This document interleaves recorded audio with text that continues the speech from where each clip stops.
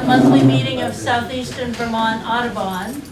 Before we head off for Maine and Puffins, we'll do a little Audubon housekeeping here. The new newsletter is out, and if anyone wants one and didn't get one, I have extra copies up front. It lists the upcoming programs. We're here the third Tuesday of the month. The one in May is Mark Michaelis talking about how to instantly recognize trees. He's come up with what he feels is a new approach to tree identification, and he's working on a book of that same name, How to Instantly Recognize Trees, and we're sort of going to be his guinea pigs. He's going to present his plan. Then the one in June, which is the 17th, will be Doug Blodgett, who works for Vermont Fish and Wildlife. Some of you may have come when he came and did a program on the catamounts, because Fish and Wildlife sent him out west to work with researchers there so that someone in their department would have some firsthand knowledge because of all the reports they get about them being here. But right now what he's working on are snakes. Primarily, I believe, the timber rattlesnake, which there are two small populations in western Vermont. And so he's going to come and talk about that. But I'm sure we could ask him questions about some of the other fish and wildlife work he does. So that's June. Because this is migration season, this is a very busy time for us in terms of field trips. So there's a page of field trips. A woodcock walk in Marlborough, April 30th. April 26th is the first Saturday morning field trip. And there's a wildflower trip and a wonderful site in Putney. It's the Putney School Forest, which is behind the elementary school. And that's going to be a Sunday afternoon. Don't have to start quite so early with the wildflowers. So that's 1 o'clock on May 4th. A warbler walk, May 10th. A wonderful walk in a marsh that's privately owned, but every year we're invited to go. And it's actually several different habitats there. Some fields, some marshy area, some woodlands, and it's a wonderful place. It's on Black Mountain Road, but we're actually going to meet at Hannaford's and carpool because it is someone's private property. And then Roger Haydock every year leads a mountain laurel walk for us. And he's always taken us up Black Mountain before and talked about the geology of that in addition to the laurel. But this year he decided to take us to a new place. And we're going to go to Madame Cherie's and then walk into Indian Pond, which I don't know whether that was part of her property. It's on the backside of Wantasticate, and I don't know if that was part of her estate or not. But I've always thought of it as Madame Cherie's Pond, but there may be no reason other than you walk by the ruins of her home to get there. And it's a pond that's ringed in laurel. And it's spectacular when it's in bloom. And then the last field trip that's in this newsletter is June 21st. And Bob Engel is going to take people on a sort of ecological walk on Hogback Mountain. Birds, plants, insects. When you're with Bob, they're all in play. So that would be an interesting walk. One thing that's not, well, a couple things that are not ours, but that are interesting. On May 1st, which is a Thursday, the Brattleboro Museum and Art Center is having a talk about research that's being done on Vermont's bumblebees. And that's because their current show theme is flowers. And there's some very interesting research being done on bumblebees in Vermont because they are in decline. And somebody from the Vermont Center for Eco Studies in Norwich is coming to talk about their research. And then May 4th, which is A Sunday? Okay, it's the same day as our Wildflower Walk, is the Herricks Cove Wildlife Festival. And Herricks Cove is just north of Bellows Falls off Route 5. And that's a wonderful day of trips and exhibits. So there's lots of interesting things going on. And this Thursday, just 2 days away, at 7:30, 7? I didn't bring my book in, so I'm not sure. Probably 7. But 7. Well, It's- I'm just saying probably, I'm not. Okay, saying- probably 7 o'clock, the Osprey. There's a program on Osprey Migration oh, that's being sponsored by the Putney Mountain Association. And that's in Putney at, Carol? 7 o'clock. 7 o'clock. And what do they call that building? That The it's in? community center. The community center in Christian Putney. Square, In Christian Square, which is just off, Route 5, off Route 5, to the right. to your right. Opposite the post office. Yep. And so that's a talk on Osprey Migration, 7 o'clock Thursday. Bird gossip. Doesn't need to be birds, it could be animals. Are people seeing things they want to share? Are people not seeing things and wondering why? Can be, you know, the bear in your backyard because you didn't take your feeders in time, whatever. Now, Nori, I know you said you saw, where's Nori? Right here. Right here, right there. Hiking down at Northfield Mountain. Tell them what you saw. There was a blue-headed vireo singing Oh, on the way up. wow. We watched a kestrel at the top, kind of going around the reservoir. And then on the way down, there was a wood thrush singing. So, And that was on Sunday? I think it was Saturday. Saturday? absolutely. It seemed early. eBird thought it was early. Yes. You mentioned rattlesnakes. We met a man quite recently, sort of the Jim Andrews of Massachusetts, who's doing a big study on rattlesnakes. And he asked, when was the last time anybody saw a rattlesnake across the river here? Is there anybody here who knows? I know. Do you, John? Know when anybody would have seen one? No? No. I don't know. There were rumors of them 50 or 60 years ago, but that doesn't say much. No? Only dates me. No, I don't know of anybody who's seen one around here. Does anyone? Well, maybe in June, when we do our program, he will know if there have been sightings around or in New Hampshire or whatever. And there's also, I don't know how much it's affecting the rattlesnake population in western Vermont, but there's, I think it's a fungus that's attacking snakes, similar to the white nose fungus, but not the same one, but that's damaging snakes. And they've been worried about fragile populations like the timber rattlesnake. I had a fox sparrow that showed up on Christmas Day and stayed all winter. In Philadelphia. No, Here. in Vermont, and left just about a week ago, or a couple of days ago. Huh. And that's, I don't know, it's one of my favorite sparrows, and Yeah. to have it around all All winter winter. for so long is just What were you delightful. feeding? Something in pods once, nice? Just, And the evening grosbeaks are back and displayed oh, in the yard. okay. Such good birds. So, anybody else? Well, then let's go to Maine.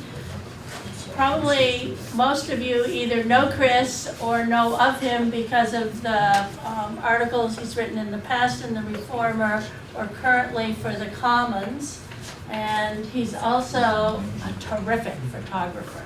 So we're in for a treat. He's gonna take us down east to see puffins and other You should birds. mention, Holly, that a lot of those articles are worth rereading, and luckily he's published them. Oh, yes, yes, and he has 2 books, Tales of Birding and Tales of Birding 2. Tales of birding and more tales of birding. More Tales of Birding.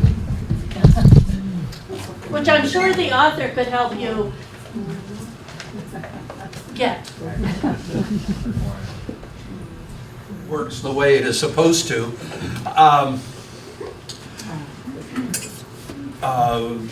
Word of caution, parts of this may be considered unsuitable for younger ages, or adult content, or whatever. So we're going to go to Machias Island, which is off the coast of Maine, and I'll show you whereabouts in a moment. I like to have visual aids with maps. I made 3 trips there. I did one about 25 years ago from Grand Manan Island, was able to get on the island. I think that was in very early July, and the nesting colonies were feeding their young.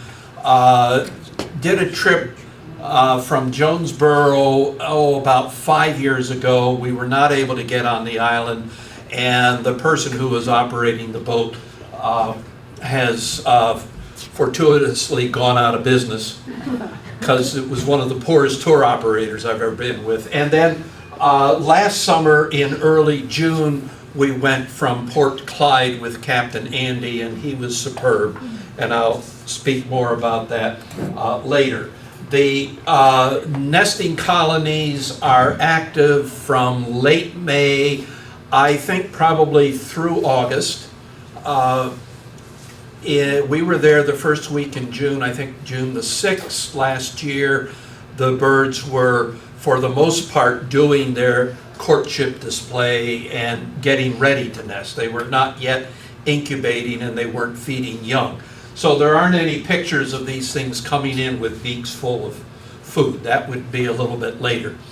But in addition to the Atlantic Puffin, there are several species which, if you are a life lister or if you just want to see these birds, this is the place to go for them.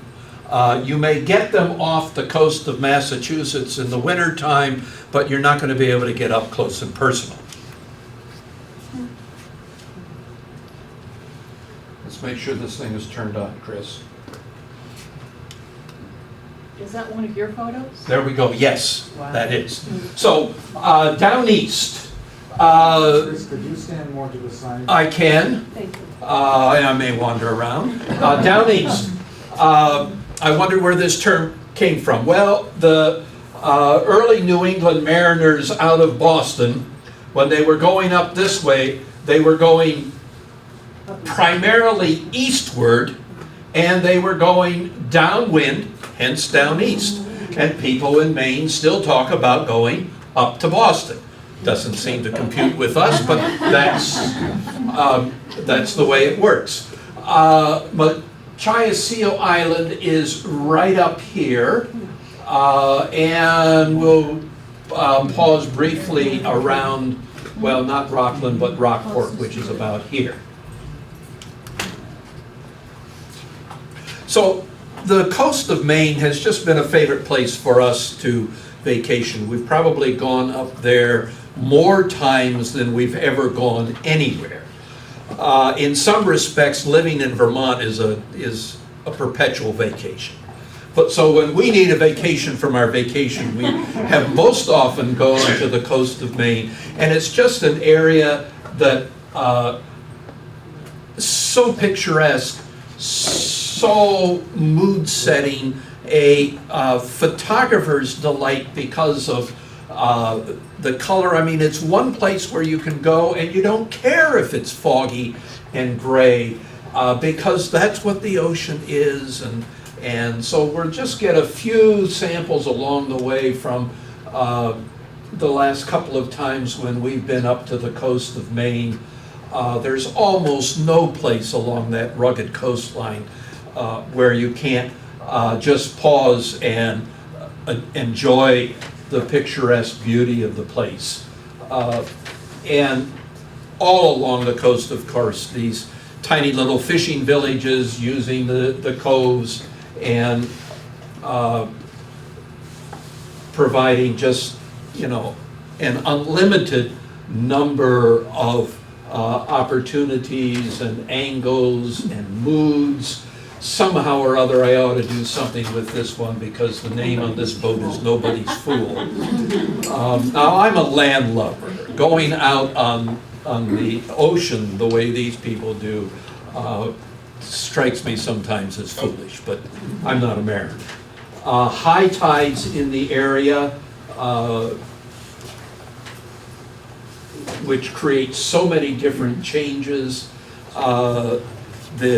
The stacked up lobster traps, the lobster buoys, tiny.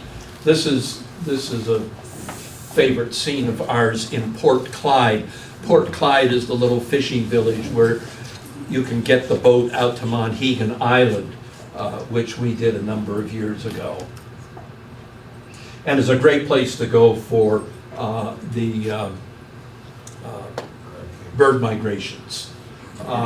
So, you know, just all along the coast, these places that give you place to and opportunity to pause and reflect and think and imagine and whatever. Dotted all along the coast, of course, with lighthouses, and they're making a terrific effort because the lighthouses are all now mechanized, no longer need lighthouse attendants. The people along the coast are making a real effort to preserve these, restore them, keep them as a part of the Maine landscape. We're into the Rockport area, which we almost always stop at when we're going north or coming back. And this is our favorite place to stay, which is the Craigsnare Inn, which is out at the end of a road, several miles from any place, but with a wonderful restaurant. Just a charming place to sit out on the lawn and an island to walk out on. And I always put a plug in for them because I want them to be there whenever I happen to go back. It's a converted rooming house for a stone quarry, but they've done a charming job with it. And charming people have operated this over the 25 or 30 years that we've gone there. This is Montpelier, the home of General Knox, near Rockport,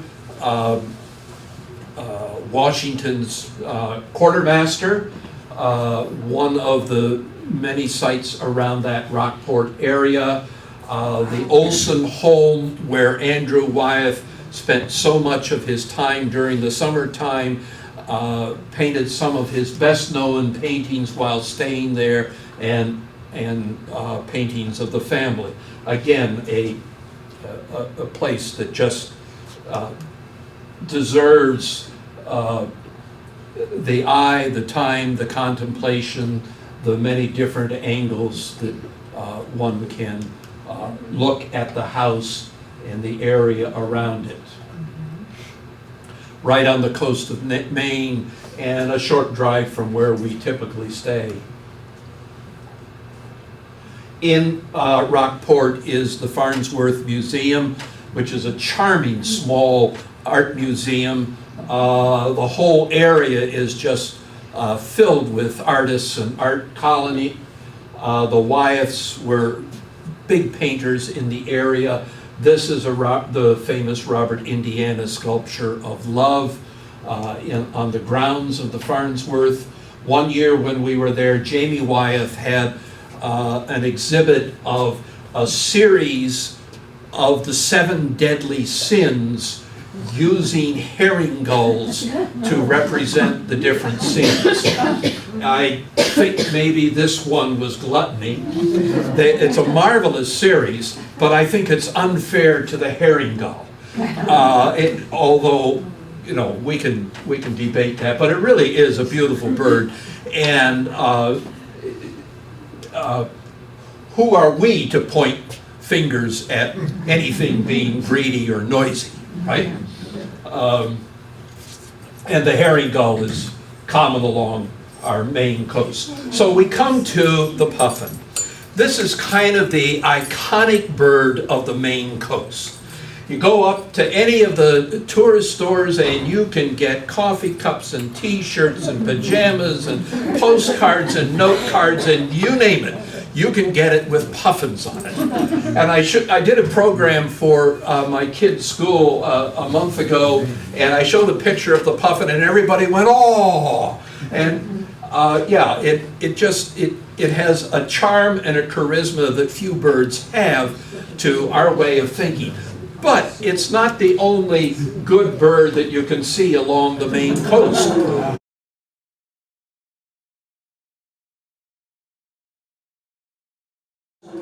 It's a lot easier to see a bald eagle than it is a puffin, because the puffins are offshore and on the islands, and you've got to make an effort usually to get to see them, or you'll only get a distant glimpse.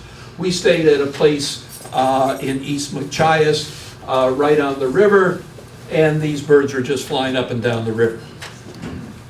The Maine coast is a great place for shorebirds, but by early June, everybody except this one lone, young, black-bellied plover had already gone north. But it's a good place in late August, September, or earlier in the spring when we were there. The black guillemot is a relative of the Atlantic puffin. We can see it off the Maine coast. It's a dull gray and white bird that you can barely pick out of the dull gray and white waves of the winter ocean. But in the summertime, when it moves into breeding plumage, it becomes this black bird with these brilliant white spots, very distinctive and identifiable even from a long distance. It is a pelagic bird, like the puffin and the others that we will be concentrating on. That means it spends its life at sea, it dives for its food, and here it goes. But a handsome little bird, and I would consider it very fortunate. We were at one place where the tide was in, so the water close to the rocks was a little deeper, and we were very close to the guillemot, the black guillemot. What's that? How big is that? The size of a gull? A small gull, smaller than a ring-billed gull that would be around pigeon size, big pigeon size. So this is the fishing village of Port Clyde.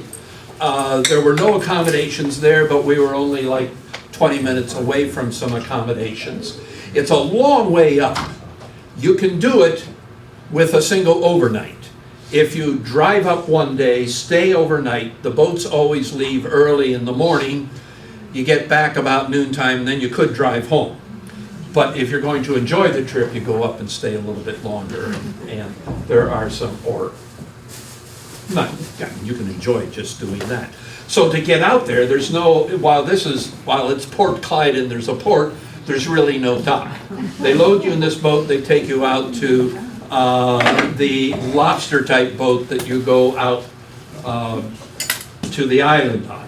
These are some of the lobster boats and other small fishing boats in the harbor of Port Clyde. How close to Canada are you there? We were 20 minutes from the border. And when we got back, we went on up to Campobello and saw the Roosevelt summer home. So you're a long way up the coast. This is a lighthouse that you can rent. They've restored it, and the conservation group that has this rents it out in the summertime. As we left the port, we saw this common loon, probably a younger bird since it's not in breeding plumage. By this time, the full adults ought to be in breeding plumage. But it was fishing in the harbor as we headed out. So, to my knowledge, at this point along the Maine coast, only Captain Andy is taking trips out to Machias Seal Island.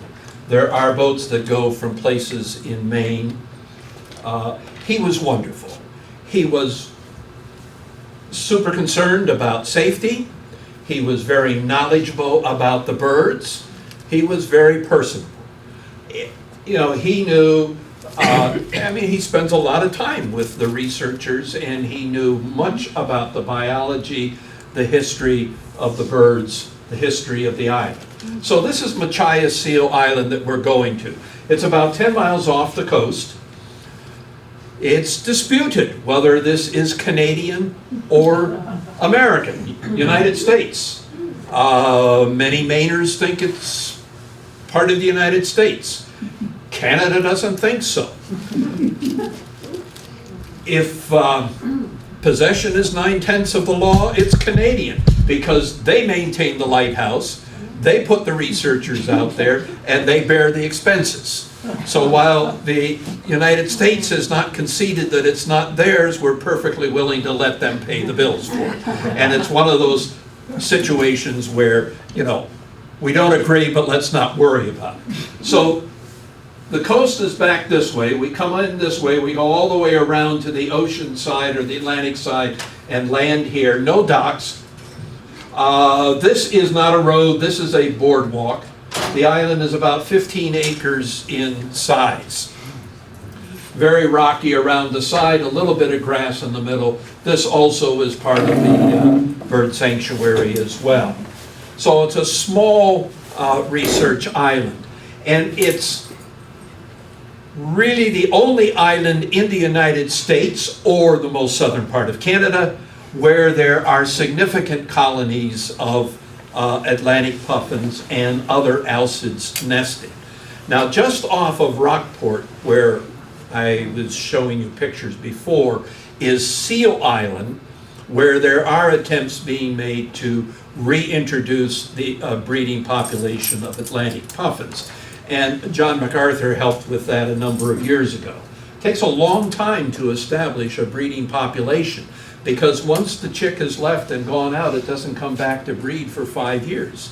So you don't know whether, you know, it takes at least 5 years before you've got any possibility of a naturally occurring breeding population. There's a lighthouse and a lighthouse keeper. The lighthouse keeper spends 30 days and then is taken off by a helicopter and another person comes in. There are also a few researchers from the University of New Brunswick. Did you have a question, Paul? I did. You said reintroduced down the Sea Island, so puffins used to be down there? Yes. They used to nest on the offshore islands much further south than Machias Seal Island, but I don't know how much further south. Thank you. So then Captain Andy puts you in a life jacket, puts you in this little dinghy, and motors you ashore. And we're heading into this dock. Can't take everybody. We had about 20 people, including a photography group. So that means there is a lot of expensive equipment that's being transported. So there's a great deal of care being taken. We are greeted by the lighthouse keeper and one of the researchers, the head of the research. There are several young women, as I said, from New Brunswick who are on the island during the summer and doing the research. This is one of the blinds. There are a number of these plywood boxes scattered around the island that we could go into and that the researchers use to observe the nesting birds. And I think this is a little fuzzy because I think I took my point and shoot out. At that point, my big camera was packed away. It's a place that is alive with life. And we'll get more of them later, but we've got the Razorbill, the common murre, and the Atlantic Puffin. And they are just constantly coming and going. One of the curious things, particularly about the puffin, is after they leave the nest, and after they've left the island, we're not quite sure where they go. We know they're out in the ocean somewhere, but much about their movements during the rest of the year are unknown. Anyway, these guys are out eating, they're bringing food back for a mate, they're getting reacquainted, it's just constant movement. And it's a birder's delight, and it's even more of a photographer's delight. This is a kind of a place where after 3 hours you've shot 1,000 photos. Wow.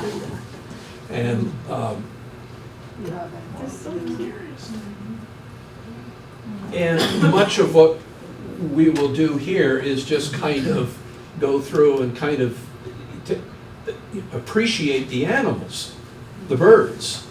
Now, these guys are standing almost straight up.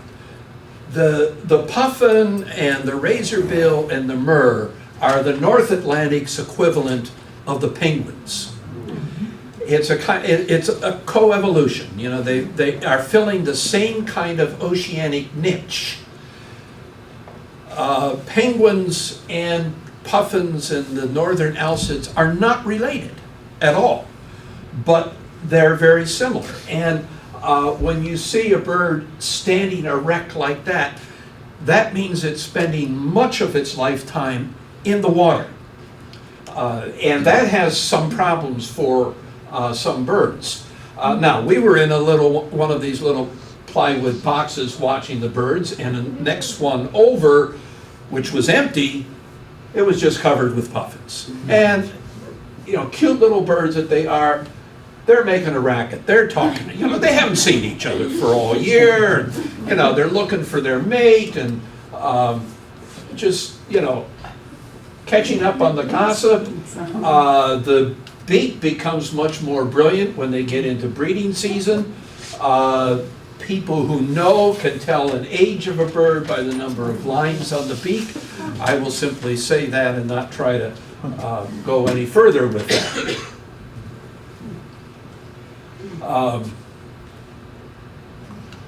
Remind me to say something about the claws on these feet down here, and the webbed feet, which for a bird that spends so much of its time on the water is important for its ability to swim on the surface. We'll come back to that later as well. So that's the puffin. That's one of the birds that we go to see. The next one is here in the front, which is the razorbill, also an alcid, spends its time in the ocean, on the water, except when it comes ashore to breed. These birds only come to land during the breeding season. This is a little bit bigger of a bird, and we'll see these off the coast of Massachusetts in the wintertime, if we're lucky, and the wind has blown in toward shore, and it's not too terribly cold. And we have a good scope. But here we're right on top of them, and there's about 5,000 pair of puffins nesting on the island, 2,000 razorbills, about 700 or 800 murres. And the murres are somewhat latecomers to the island. They only started nesting on the island a few years ago, and not with a great deal of success because they nested on the surface. When they finally learned that they could go under the rocks, they had more nesting success. And that's a problem because of predators. Now, what do we mean, predators? We're 10 miles offshore on a tiny rock island. Great horned owls, peregrine falcons are real problems for these birds as they're nesting.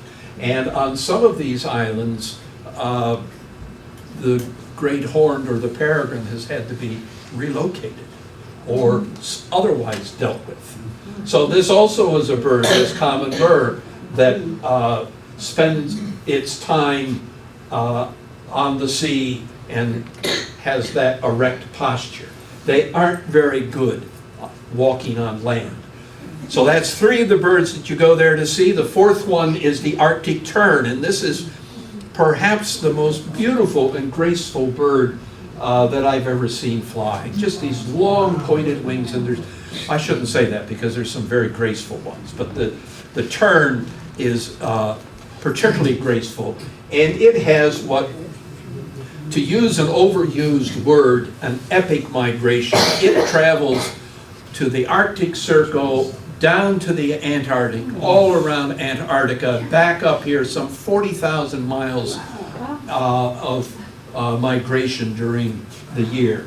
Nests in the northern Atlantic. So we'll take another look at these birds. The Atlantic Puffin.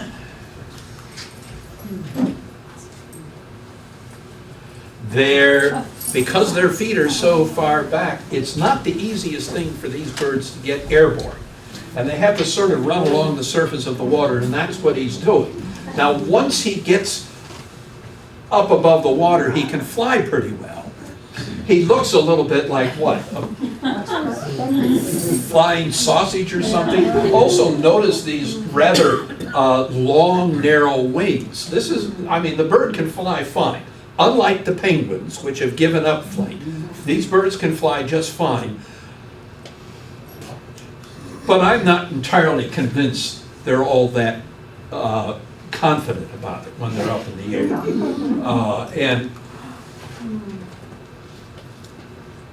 you know, if you ask now, it's easy, if you're on top of a rock, it's easy to get airborne, you just jump off. And that's what he's doing. And then start flapping your wings. And here he is. And we'll see a lot of these birds that are banded, and that's, the bands are such that the researchers don't have to recapture the birds to get the data. They can read the bands while they're on land. Yes. See, here's a guy, I'm not sure he quite knows how. I call this now, I think this is how you do it. I was going to say that aerodynamically it looks impossible in that former picture just before that. The bill is so big. Yes. And the weight just doesn't look right. They look like they're off balance. Yes. Here's another guy coming in for a landing. I think I can do this. And he's just stepped off. They are. You know, that's the only way you can put it. But keep in mind that on some of the North Atlantic islands, they're still hunted. And they are an important food source for some islanders. We can't imagine that. The razorbill is similar. Now, this guy got up airborne all right, but he still looks a little bit uncomfortable. Notice the rather long wings there. This is the common murre. Now, one of the fun things about these pelagic birds is just watching them get airborne. They have to run along the surface of the water. Look at that. You can just see the splashes as their feet have gone. Here's another guy. I mean, he's walking on water. You get running along the surface of the water, flap your wings, get up enough speed, and then you're airborne.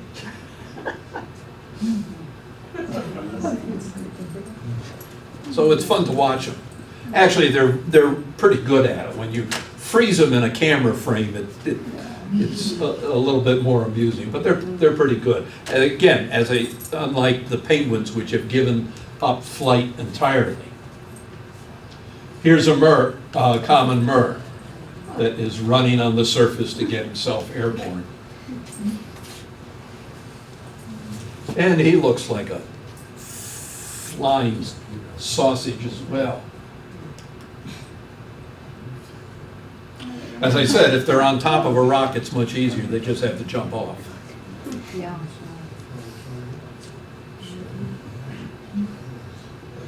So you sit in this blind with your camera pointed out and you just wait for stuff, and you don't have to wait too long. And the other thing was, it was a great day for sunlight. So here's the courtship. And here's a pair coming back together after a year apart, getting reestablished. They're doing what is known as beaking, rubbing their beaks together to establish that pair bond, to reacquaint themselves with each other.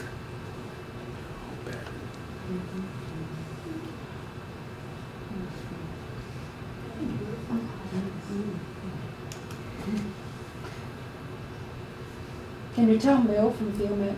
Male from female? No, No. They can though. they can't. That's what's important. There may be a size difference. There usually is, but basically for us, no. We can't do it. Here's the razorbill doing the same thing, beaking. Did you have a question? Yeah, I was just gonna say, and I may have missed this, I'm sorry, I was late. Do they bond for life, and then reacquaint every year, or how does it work? I think they come back together, but You think I'm they- not sure. I'd Or have, maybe new mating every year? yeah. It's a year ago since I learned all about them, and a year ago was a long time in my current memory state. So, you know, it really is fun to watch them. It seems like it's very affectionate, and it probably is. It does this.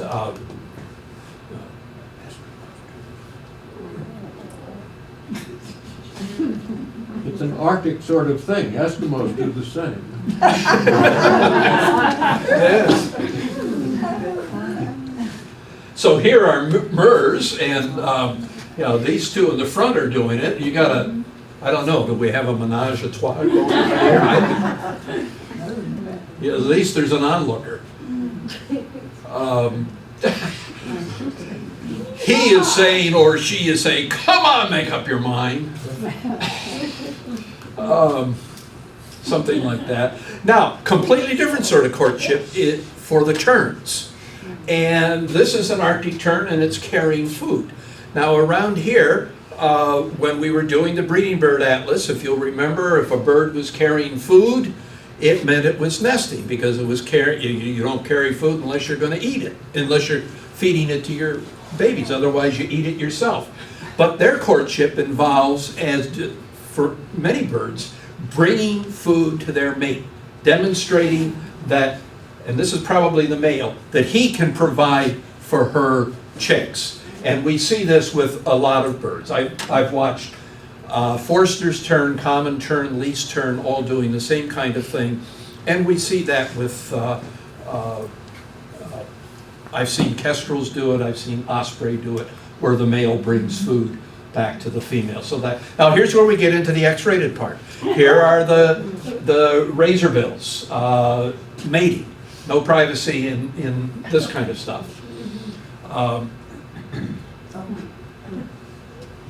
And sometimes the mating among bird species is very, very brief and quick. By the way, I'm sure this is the male. Now we can tell. Sometimes it's very brief. A friend of mine once described the mating of the ruby-throated hummingbird as wham, bam, thank you, ma'am. This one goes on a little bit longer.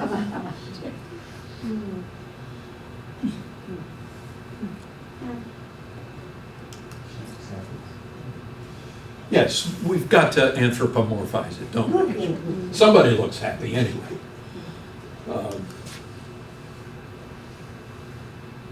And here we have the common murre. I can't remember which of the species it was, but somebody who was out to the island quite often had remarked that a couple days ago they had seen one of these species mating, and was quite taken by the fact that he had even observed it. He didn't say that he'd gotten any photographs of it. So we've had the razorbill and the murre that are mating.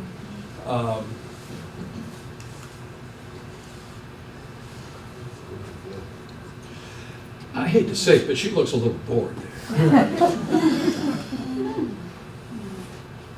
And this is the third one, the puffin, and they do it in the water. So, you know, well, I was pleased coming out of the trip that not only did I see all three species doing their mating, but I got photographs of all three species. Although, to be perfectly honest, I didn't realize that's what was happening until I got home. And I mean, this happens very fast, and you're in the water and floating up and down. But they manage it. So on this island, they go under the rocks, and that does protect them from predators, not only the great horned owl and the peregrine falcon, but the herring gull and the great black-backed gull, which will take chicks as well. In other places where they nest, they use the claws on their feet to excavate a burrow under the ground. So if they don't have the rocks that they can get under, they can, in suitable locations, create their own. Here we have, I think, a puffin. I don't think incubating, but in their nesting hole. So a few more portraits. That it's almost like a weepy eye, isn't it?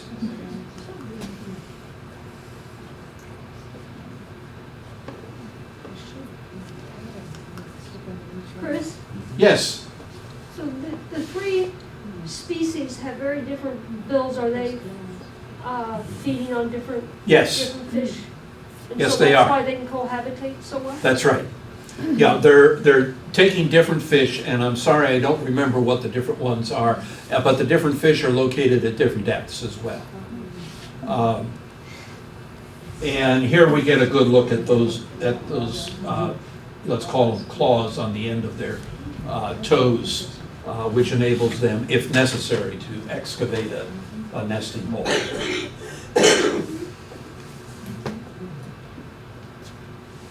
And most of my photographs get a little bit of tweaking, particularly in the area of cropping, but not a great deal. We were very close to these birds.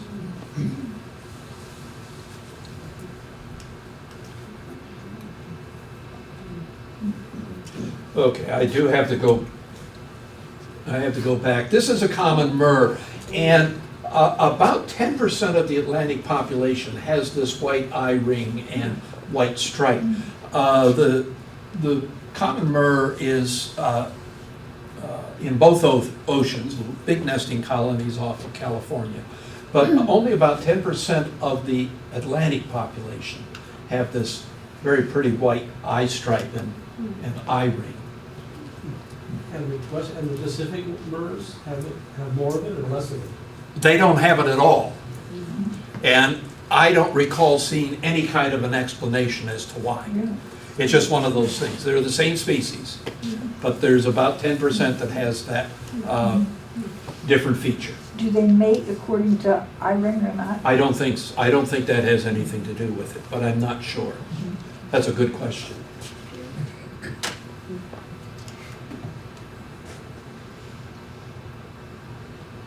This is the razorbill. And It they really all is a have the- very handsome bird. Very handsome. And there's no difference in the amount of the white line in the razorbill then? And they all have the white? Yes, Yes.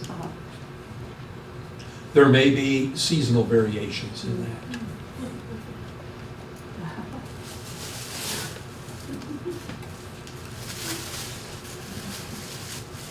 And here's the Arctic tern. These birds nest on Machias Seal Island. As I said, they leave the island. They're not sexually mature for 5 years, so it's 5 years before they come back to re-nest. Fairly typical for these pelagic birds. They're long-lived. They can live 25, 30 years or more. There have been, they only have one chick at a time.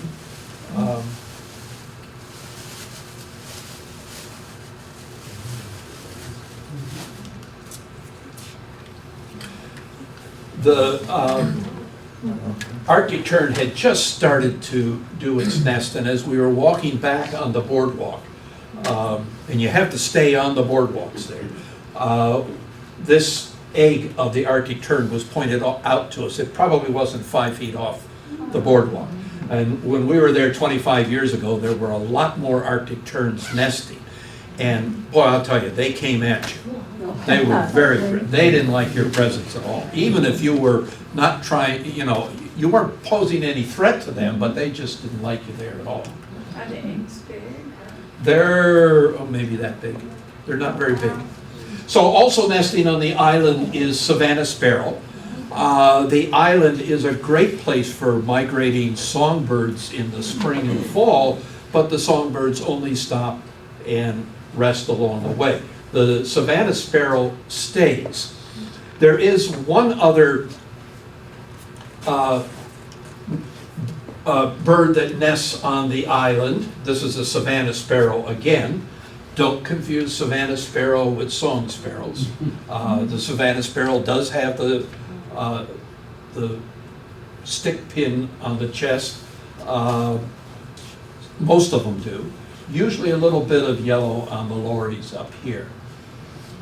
It's also slimmer and a different song.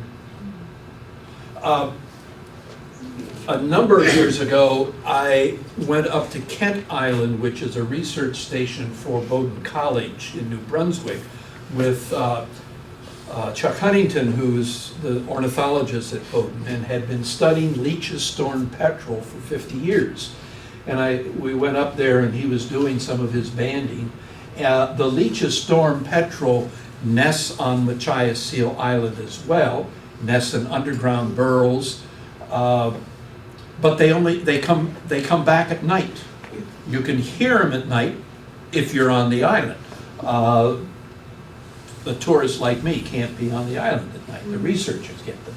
At any rate, I went with Nis and I went with Chuck up to Kent Island and helped him with some of his banding in late August. Here is the Leeches storm petrel.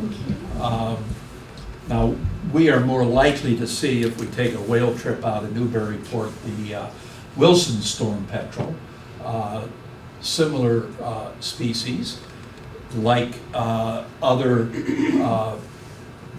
seabirds. This bird takes several years to mature, and I think there was at least one bird that Chuck told me that he banded as an adult and then recaught, because they come back to the same nest every single year, recaught for the next 30 years.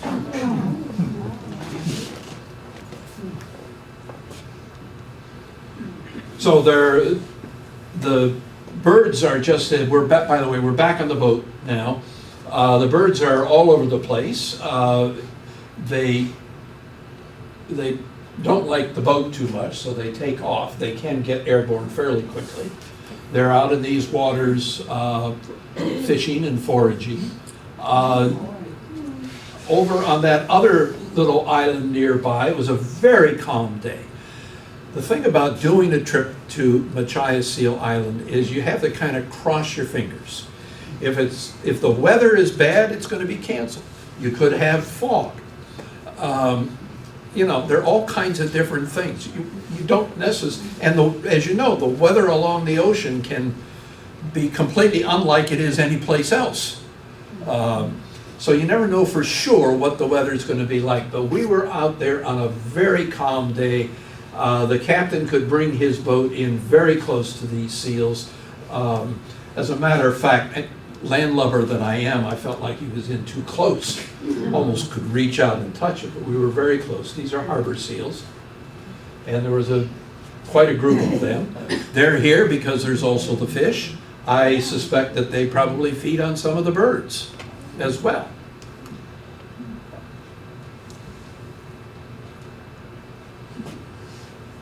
I just love the way seals, you know, they always look so relaxed. They know how to enjoy a day off. Big creatures.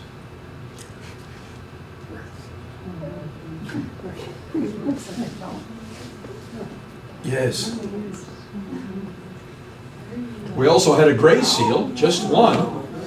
He's he looks like a defensive lineman, doesn't he? Boy, big guy. Then, while we're out there, the captain got a radio call from a neighbor of his who was out checking his lobster traps. So he motored over, and we were able to watch as he pulled out his traps. And let's take a look at the island. Here is one of the research blinds and the Lighthouse Keeper and research station back here.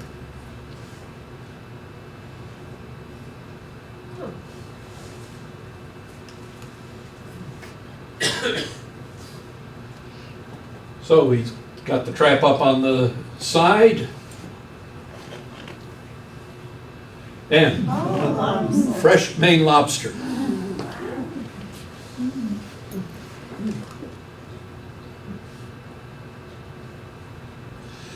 So here is a common bird getting ready to dive. Remember when I told you to note the long, narrow wings?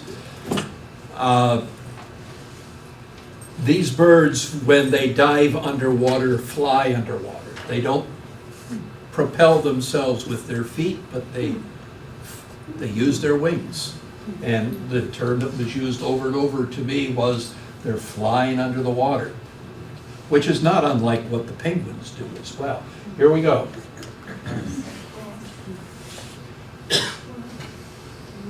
And you know, the great thing about the camera is that this happens in the blink of an eye.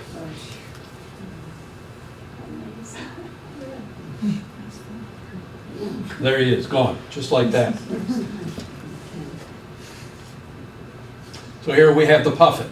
You can go down up to 200 feet, can stay down for 2 minutes or more. I mean, they really are quite remarkable.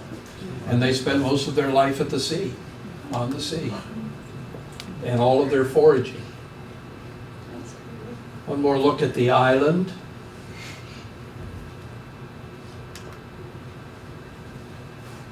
So that's a lighthouse that is functioning.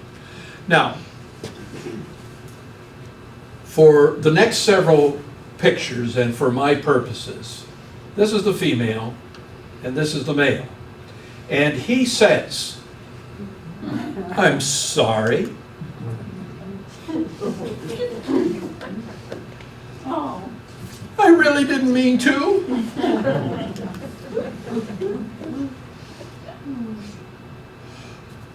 "I feel so badly."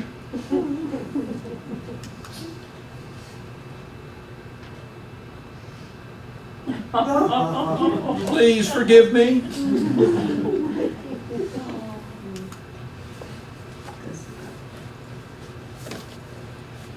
Sometimes you just have to grovel.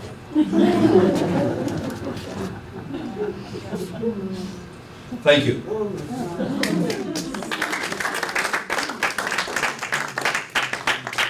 All right.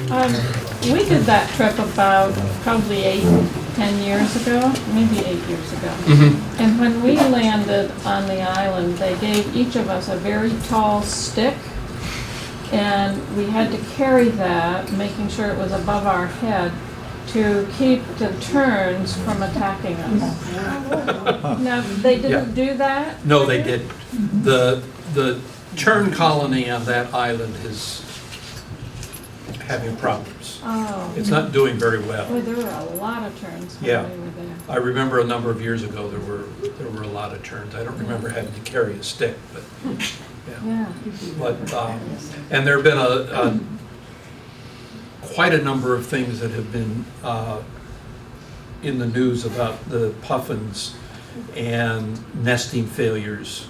I guess the year before we were out there, the researchers we talked to were not concerned. They felt this nesting colony was doing well and just put it down to some of the normal cycles in food and so on. But there are some people, some researchers who are very concerned with warming temperatures and warming ocean temperatures, what this is doing to the kind of food that these birds depend on. And on Seal Island and on Machias Seal Island, you know, the low-paid interns or unpaid interns for the summertime will sit there all day with binoculars counting the fish that are brought in the beak and seeing what kind are being brought in and that sort of thing. Yeah. So you said the terns there on the Sea Island are in decline. Are they in decline overall? Or I'm not sure, Or Paul. further north, are they increasing? I'm not sure. I don't know the answer to that. But, you know, the longer term issue that many are concerned with is what effect rising ocean temperatures might have on all of these birds that depend on the ocean. And all of us, yeah. Have you ever wondered why penguins and all of these pelagic birds are black and white? What's the evolutionary advantage of their coloration? Every one of them. I'm gonna ask John to help me on this if I'm wrong, but I think it has to do with from above they're dark. You know, for a predator looking down, Or for a predator looking up, they're looking up to the sky and they're white underneath. So I think that's, and it's true for many of our duck species, they're lighter underneath. It's the impression I've always had. That's the impression you've had. Yeah. Yeah.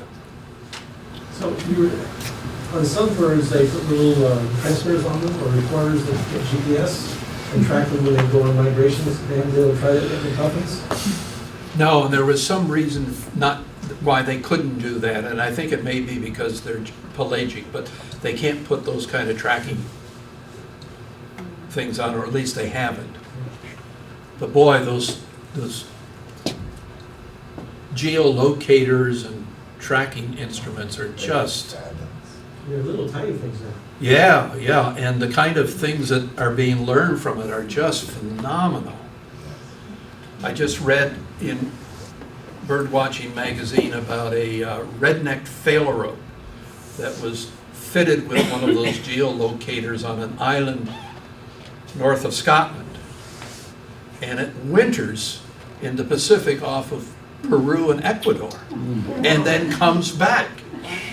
You know, and this was a trip that nobody had any idea that they were When you doing think of things north like south, this. you don't think of these cross-continent things. Yeah, it's just phenomenal.